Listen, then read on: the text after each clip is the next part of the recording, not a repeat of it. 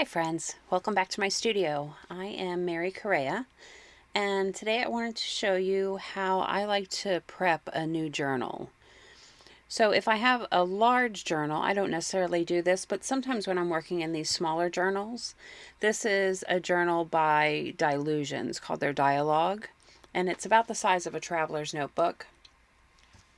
So what I like to do is come in and prep my pages so that when I'm ready to work, I have a place to start. So I was just showing you some of the tools that I have out. I have some art foamies. I also have that roller, which is from the cake decorating department at Michael's. It's a fondant roller, but I like the texture that it adds to a page. And then over there on the right, I have two different gel plates. I have one, the smaller one, which is a 3 by 5, I believe. It's mounted to a clear acrylic block, so I can use it like a stamp. And then the larger one farther to the right, I'm going to actually use as my palette. So that one I believe is a 5 by 7.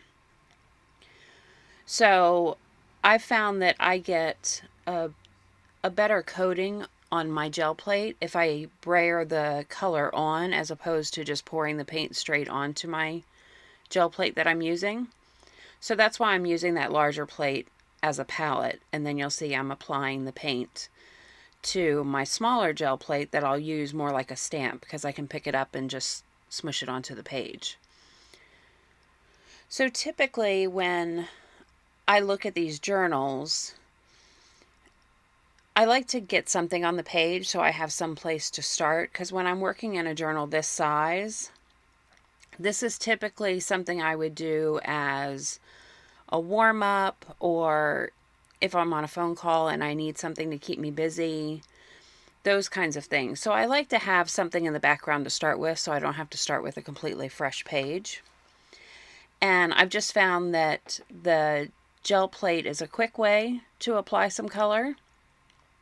It also isn't very easy to control, so I really can't think about it too much, which is a good thing. And then the other thing I've started doing in these journals is, you'll see I'm going to come through and all of these pages are going to be in cool colors.